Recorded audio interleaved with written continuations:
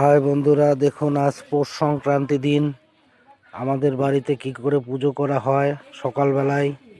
আপনারা এরকম করেন কি না নিশ্চয় আমাকে কমেন্ট করে জানাবেন। দেখুন উঠানে মাঝখানে করেছে, ঘরে ঢুকতে ঘরের সামনে করেছে, ঘরের ভিতরেও করেছে।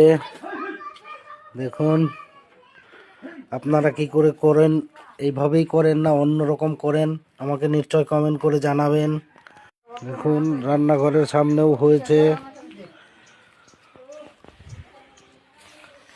এদিকে গরুকে পুজো করে তেল সিঁদুর দিয়ে গরুকে পিঠা খাওয়াচ্ছে।